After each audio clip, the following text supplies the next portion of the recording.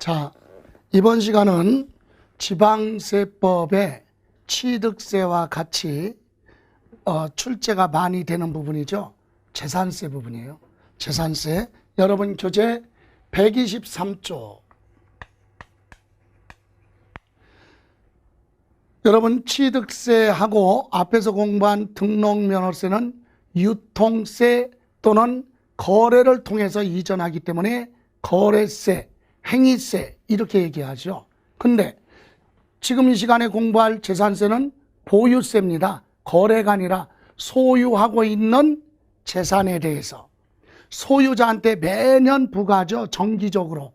그래서 취득세, 등록면허세는 부동산 시장이 활성화가 돼서 매매 거래가 많이 발생하면 거래세니까 취득세, 등록면허세가 많이 들어오겠죠. 반면에 거래가 침체가 되면, 거래가 발생하지 않으면, 부동산 시장이 침체가 돼서 거래가 발생하지 않으면 사고 파는 사람이 없으니까 취득세, 조세 수입이 그만큼 감소되겠죠. 이렇게 취득세, 등록면허세는 부동산 시장과 밀접한 관계가 있어요. 그런데 재산세는 보유세이기 때문에 부동산 시장 거래랑 관계없죠. 정해져 있는 물건에 정해진 가격 가지고 매년 재산세를 부과하는데 물가 상승률만큼 소폭의 증가는 있을 수 있다. 그래서 과세권자인 지방자치단체의 시장, 군수, 구청장 입장에서 볼 때는 재산세는 작년에 들어온 재산세를 보고 올해 들어올 재산세를 미리 예측할 수 있다. 그래서 세원이 가장 안정적인 지방세로 되어 있다 이 얘기입니다. 그러면 재산세에 대한 특징을 몇 가지만 정리를 한번 해보죠. 자, 특징 첫 번째, 재산세는요 1년 중에 하루를 기준합니다. 그래서 재산세는 매년 6월 1일이죠. 이날을 우리는 과세 기준일 이렇게 얘기합니다. 6월 1일 기준으로 납세 의무가 성립한다. 다시 말하면 과세권자가 과세권을 행사할 수 있는 시점이 6월 1일이다 이 얘기예요. 그래서 재산세는 6월 1일 기준으로 누가 소유자냐, 어느 물건에 대해서 부과할 거냐, 또 용도가 어디에 이용하느냐 이거에 따라 재산세 세율이 다 틀려요. 그래서 예를 들어서 6월 1일 현재 사용수익할 수 없게 된 재산은 수익력이 발생하지 않기 때문에 재산세 부과하지 않는다. 그래서 공사 중인 건축물에 대해서는 6월 1일자로 준공이 됐다면 재산세 과세 대상에 들어오고 허가 여부 관계없이, 그런데 공사 중인 부동산이라면, 건축물이라면 6월 1일 현재 공사 중이라면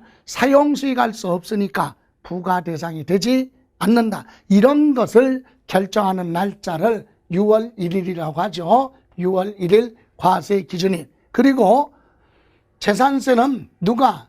물건의 소재지 관할 시장, 군수, 구청장, 다시 말하면 특별시, 광역시에서는 자치구인 구청장이 과세권자로 되어 있다. 그래서 뭐라고 하느냐? 시군세라고 합니다. 시군세. 그리고 재산세는 물건 중심으로 부과한다. 그래서 물세죠. 물건 중심으로 부과는 물세다. 그럼 왜 재산세를 부과하느냐? 물건마다 각각 부과를 하되 그 재산으로 인해서 앞으로 수익이 발생을 하니까 그 수익력에 대해서 세금을 부과하겠다. 그래서 응익과세다 이렇게도 얘기합니다. 응익과세, 물건이 내포하고 있는 수익력에 착안해서 부과를 하겠다 이 얘기예요. 그리고 재산세는 우리가 공부해야 될 시험을 대상으로 공부하는 부동산 관련 세법은 두 가지, 신고 납부냐 아니면 과세권자가 세액을 결정해서 통제해주는 부과주의, 즉 보통징수 방법이냐, 두 가지인데 그 중에 우리 재산세는 보통징수로 되어 있다. 보통징수 방법이에요. 이 얘기는 누가? 시장, 군수, 구청장이 세액을 결정을 해서 납세 의무자한테 언제까지 내라 이렇게 고지서 발부하는 거죠. 고지서를 발부한다. 그래서 보통 징수 방법이라고 하는데 우리는 여기서 여러분이 이해할 것이 고지서 나와서 고지서 받아서 세금 내는 방법을 보통 징수 방법이다. 이렇게만 이해하느냐? 아니에요. 거기에다가 조금 덧붙여서 그럼 고지서 받았는데 고지서에 기재된 납부 기한까지 납부하지 않았다. 납부를 하지 않았다면 거기에 연체 이자인 뭐가 가산금이 적용된다. 요것도 이해를 하셔야 되겠죠. 취득세, 등록면허세, 양도소득세는 납세 의무자가 스스로 세액을 계산해서 신고도 하고 납부해야 돼요. 이때 신고 납부를 성실하게 이행하지 않으면 법을 위반했기 때문에 가산세가 적용될 것이고, 이렇게 고지서 받고 납부기한 내에 납부하지 않으면 연체 이자 성격인 가산금이 붙는다 이거죠. 또 우리 재산세는요, 납세자 편익을 고려해서 모든 세금은 조세 총론에서 금전 납부를 원칙으로 한다 그랬죠. 그런데 재산세만큼은 금전으로 납부할 수 없는 경우에 물납을 예외로 인정을 하고, 또 금전으로 납부를 하더라도 한꺼번에 납부할 수 없는 경우는 일정 기간 나눠낼 수 있는 분할 납부죠. 분할 납부를 예외로 인정하고 있다. 참고로 구체적으로 이제 강론에 들어가서 자세히 또서 설명드리겠지만, 물납은 납부할 세액이 1,000만 원이에요. 납부할 세액이 1,000만 원을 무하면 초과했을 때 물건으로 대신 납부하는데, 이때 물건은 관할구역 내 소재하고 있는 뭘로? 부동산으로 세금을 대신 낼 수 있다. 이렇게 물납 절차가 있고요. 분할 납부는 납부할 세액이 500만 원을 무하면 초과할 때 한꺼번에 납부하기가 곤란하니까 이럴 때는 2개월까지 납부기한 지나고 2개월까지 나눠낼 수 있는 분할 납부 제도가 있다. 자, 그리고 또 하나, 우리 재산세는 보통 징수 방법으로 고지서를 발부하는데 이때 소액 징수 면제 제도가 있습니다. 소액 징수 면제, 원래의 뜻은 뭐예요? 과세권자가 과세 표준에 세율을 곱해서 세액을 계산했더니 액수가 적으니까 징수하지 않겠다, 걷어가지 않겠다 이거거든요. 그래서 구체적으로 징수할 세액이 고지서 한 장당 2,000원 뭐일 때 미만은 징수하지 않는다.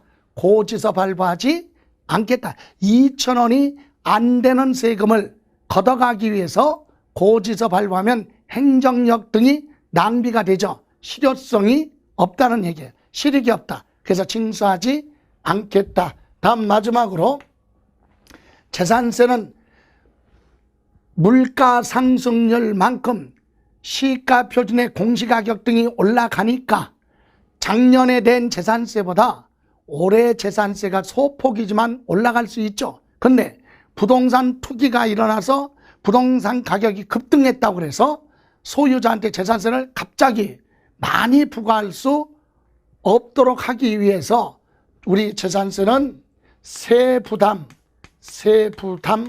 상한제도가 있다. 상한제도. 작년에 낸 세금에 일정 비율을 무할 수 없다, 초과할 수 없다라고 하는 세부담 상한제도가 나옵니다. 이와 같은 특징을 시험에서 물어볼 수 있다는 얘기예요. 그래서 늘 반복해서 들으셔야죠. 자, 그러면 이제 여러분 구체적으로 가서 124쪽에 이제 재산세 공부하는데 무엇부터 해야 되느냐. 우리 취득세는 어떤 물건 취득했을 때 취득세 내라고 할 거냐. 과세 대상 공부했고, 등록면허세도 어떤 거 등록할 때 등록면허세 내라고 할 거냐. 과세 대상 공부했죠. 그러면 재산세도 똑같아요. 어떤 재산 가지고 있을 때 재산세 내라고 할 거냐. 그래서 과세 대상 보죠. 재산세 과세 대상은 지방세법에 열거되어 있는데 재산세 과세 대상은 이거죠. 과세 기준일 언제예요? 6월 1일 날이 되면 누구 그 재산에 소유하고 있는 재산에 소재지 관할 시장 군수 특별시 광역시 안에서는 자치구인 구청장이 과세권자죠. 그럼 이 사람들은 자기 무슨 구역? 관할구역 안에 있는 물건에 대해서 재산세를 부과한다. 그래서 제목만 먼저 보면 종류 재산세 과세 대상은 자기 관할구역에 있는 첫 번째 토지, 그리고 두 번째 건축물, 그리고 세 번째 주택, 그리고 네 번째 항공기, 다섯 번째 선박. 이와 같은 물건에 대해서 누가 시장 군수 구청장은 자기 관할구역 안에 있는 물건에 대해서만 부과를 하죠. 이때 시장 군수 구청장은 자기 관할구역 안에 있는 이 과세 대상 물건을 용도는 뭐고 누가 소유하고 있고 이걸 일일이 기억할 수 없기 때문에 시장 군수는 과세 대장이라는 장부를 작성하라 법률로 규정하고 있어요. 그래서 과세 대장이라는 장부를 만들어서 여기에다가 이 과세 대상 물건을 기재해 놓고 부과한다 이 얘기예요. 그런데 이때 요 재산세 과세 대장에 기재되어 있는 내용하고 6월 1일 사실상 사용하는 내용이 같을 수도 있지만 서로 다를 수도 있겠죠. 같아야 정상이에요. 그런데 서로 다를 수도 있다. 그럴 때는 뭘로 가느냐? 6월 1일 현재 사실상 뭘로? 현황. 사실상 현황으로 재산세를 부과한다. 공부상 현황이 아니라 사실상 현황. 다만 예외가 있죠. 사실상 현황이 알 수가 없어요. 불분명해. 그럴 때만 예외로 공부상 현황으로 부과를 하는 거고, 대원칙은 사실상 현황으로 부과한다. 그죠? 여기까지에 대한 내용을 보시면 여러분 124페이지 과세 대상 재산세는 시군군에 소재하고 있는 토지, 건축물, 주택, 항공기, 선박을 과세 대상으로 한다. 이 경우 재산세 과세 대상 물건이 공부상 등재 현황과 사실상 현황이 다를 경우에는 사실상 현황에 따라서 재산세를 부과하겠다 이 얘기요. 사실상 현황으로 보고 재산세를 부과한다. 이거 기억하시고, 자 그러면 첫 번째 토지, 요 토지는 공간정보 구축 및 관리에 관한 법률에 지적공부 등록 대상이 되는 토지하면 28가지 토지의 지목을 열거해 놨죠.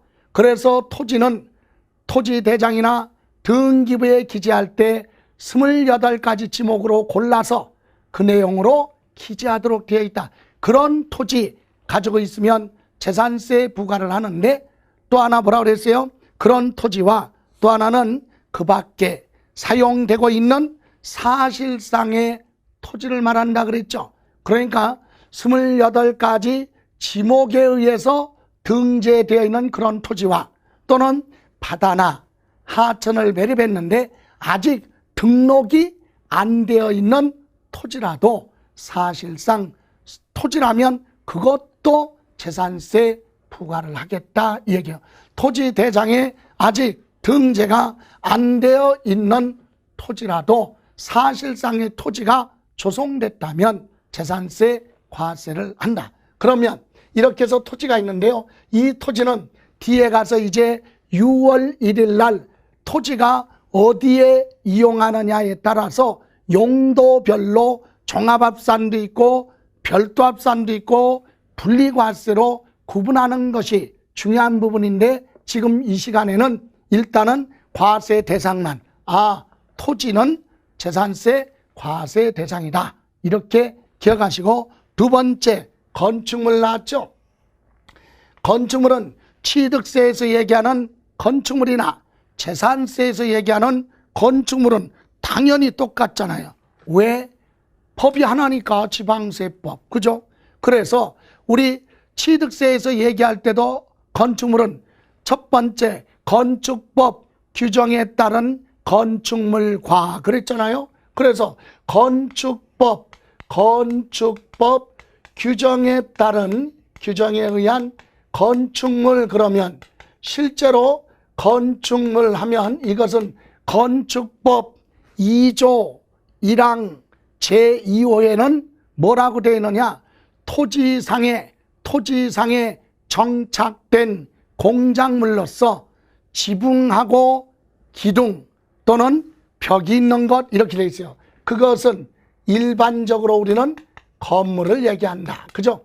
건축법 규정에 의한 건축물은 토지상에 정착된 공작물로서 지붕하고 기둥 또는 벽이 있는 거, 그러면 건물을 얘기하는 거고, 또 하나는 토지 또는 지하 다른 구조물에 설치가 되는 레저시설, 저장시설, 급배수시설, 그죠? 또는 에너지 공급 시설, 기타 이와 유사한 시설물로서 딸린 시설물 포함 이렇게 되어 있는데, 이것은 뭐냐? 토지 등에 설치된 각종 뭐가 있어요? 시설물이 있으면 넓은 의미로, 이건 지붕이 없으니까 건물은 아니지만 넓은 의미에 보다 건축물로 과세를 하겠다. 이렇게 해서 토지하고 건축물이 있고, 이때 이 건축물은 허가받은 건축물이냐 무허가 건축물이냐 관계없죠. 다 과세 대상이 됩니다. 그럼 이제 세 번째 주택, 요건 기억해야 돼요. 재산세 과세할 때나 취득세 과세할 때, 양도소득세 과세할 때 부동산은 토지 따로 건축물 따로 과세를 하지만 주택은 안 그래요.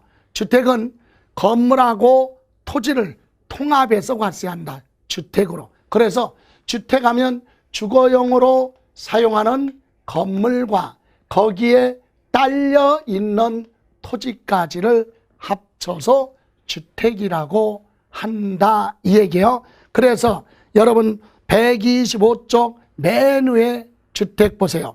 재산세 과세 대상 주택이란 세대의 구성원이 장기간 독립된 주거 생활을 영위할 수 있는 구조로 된 건축물 전부 또는 뭐라고 그랬어요? 일부 및 그 부속된 토지를 말한다. 이 경우 토지와 건축물 범위에 주택은 뭐한다? 제외. 그거 기억하셔야 돼요. 토지와 건축물 범위에 주택은 뭐한다? 제외. 이 얘기는 여기 보실래요?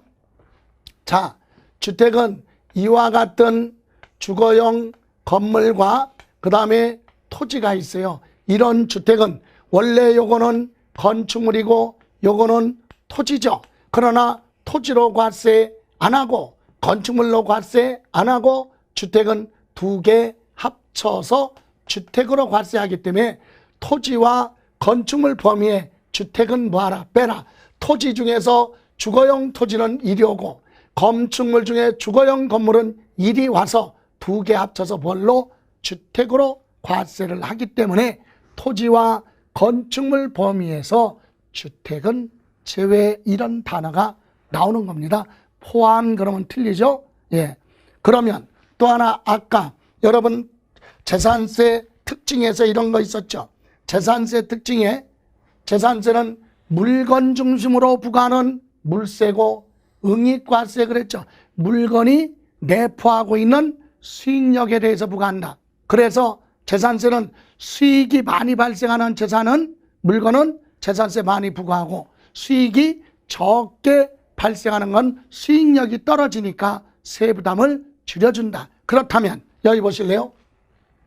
과세 대상 부동산 중에서 주택은 주거용에 사용하기 때문에 수익이 발생하지 않는 걸로 봐요. 그래서 주택에 대해서는 재산세 부담을 줄여줘야 되겠다. 그래서 그렇다면 이때 주택은 어디까지 주택으로 보느냐? 그래서 주택에 대해서 꼭 알고 가야 될 거 세 가지가 있죠. 그 내용이 밑에 양가로 1번 주거용과 주거 외 용도로 같이 사용하고 있는 건물, 하나의 건물에 주거와 상가 등으로 같이 사용하고 있다면 어디까지 주택으로 보느냐? 왜? 건물은 하나라도 재산세 계산할 때 면적으로 나눠서 주택 부분은 주택으로 세율 적용하고 건축물 상가는 상가 건물에 별도로 세율이 틀려요. 재산세 세율이. 그래서 구분해야 되는데 이때 1번에 보시면 동그라미 1번 한동의 건물이라는 것이 나옵니다. 한동의 건물, 여러분 동자 붙는 건물이 뭐라고 그러죠? 건물 중에 동자 붙는 건물, 대표적인 것이 아파트죠. 101동, 102동 이렇게 건물. 자, 여러분 이런 아파트가 있는데 101동 이렇게 되어 있어요. 아파트. 그럼 건물은 하나지만 여기는 세대별로 어떻게 합니까? 다 따로따로 구분해서 소유권 등기가 되죠.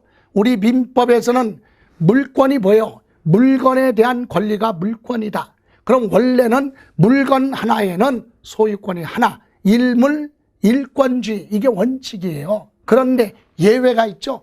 건물은 하나지만 여기에는 소유권이 세대별로 다 잘라서 등기가 되는 이런 건물, 그런 건물을 동자 붙이는데 이런 한동의 건물을 우리는 집합, 건물 이렇게도 얘기하고 되고 또는 구분 등기가 되는 건물 이렇게도 얘기합니다. 그럼 이 아파트는 전체가 다 각각 뭡니까? 주택이니까 주택에 대한 세율을 적용한다. 주택에 대한 세율을 적용해서 재산세를 각각 계산하죠.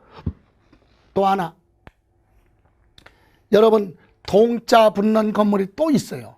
자, A동 상가, 그죠? 동자 붙죠. 상가. 상가 건물도 집합 건물 구분 등기다. 상가 건물이 있어요. 자, 층마다 잘라서 등기가 되죠. 건물은 하나지만 소유권은 층마다 잘라서 등기가 구분 등기가 되는 이런 건물을 동자 붙인다. 그럼 이거는 처음부터 끝까지 상가니까 상가에 대한 세율을 적용해야죠. 건축물도요, 상가 건물이냐 주택이냐 세율이 달라요. 그런데 이 두 가지를 합쳐놓은 것을 지금 얘기하고자 하는 건 이거예요. 한동의 건물을 주거와 주거 외 용도로 같이 사용하고 있다. 밑에는 상가, 위에는 각종 뭐예요? 각각 아파트. 그러니까 이걸 주상복합이라고 하죠. 이런 주상복합 건물은 위에 부분은 주택에 대한 세율을 적용하고 밑에는 상가에 대한 세율을 적용한다. 그래서 시장, 군수, 구청장은 재산세 계산할 때 요 주택에 대한 것, 상가 부동산에 대해서는 상가에 대한 세율을 적용하고 요건 각각 주택에 대한 세율을 적용한다. 지금 이 얘기를 하는 거예요. 자, 한동의 건물을 주거와 주거 외 용도로 사용하는 경우는 주거용으로 사용하는 부분만 주택으로 본다. 확인해 보죠. 1번 한동의 건물이 주거와 주거 외 용도로 사용되고 있는 경우는 주거용으로 사용되는 부분만을 주택으로 본다. 여기까지. 물론 이 경우 건물에 부속된 토지는 주거와 주거 외 용도로 사용하는 건물 면적 비율에 따라 각각 뭐라 안분을 해서 주택의 부속 토지냐 일반 상가 건물에 부속된 토지냐 구분해야 된다 이건데, 우리가 시험 지문으로 물어보는 건 두 번째 줄까지 한 동의 건물을 주거와 주거 외 용도로 사용하는 경우 하면 주상복합 건물은 주택 부분만 주택으로 본다. 그죠? 그래서 한 동의 건물은 뭘로 주거용으로 뭐하는 부분 사용하는 부분만 뭘로 본다? 주택으로 본다 이거고요. 다시 2번에 가면 한 구의 건물 그랬죠? 요거는 이런 얘기입니다. 자, 건물 하나예요. 그런데 여기에는 한 구 구자가 붙었어요. 건물 중에 구자가 붙었다는 얘기는 구분 등기가 안 되는 건물, 구분 소유가 안 되는 거, 건물 하나에 소유권이 몇 개? 하나. 일물, 일권주의의 대표적인 거죠. 단독주택 구분해서 등기 안 돼요. 다가구 주택 3층짜리라도 구분해서 등기 안 됩니다. 상가주택 건물이 2층짜리든 3층짜리든 4층짜리든 5층짜리든 상가주택은 층마다 구분해서 등기가 안 돼. 다만 허가 내줄 때 일부는 주거, 일부는 점포로 같이 사용할 수 있도록 허가를 내줬죠. 그래서 4층짜리 건물이다. 그럼 1, 2층은 근린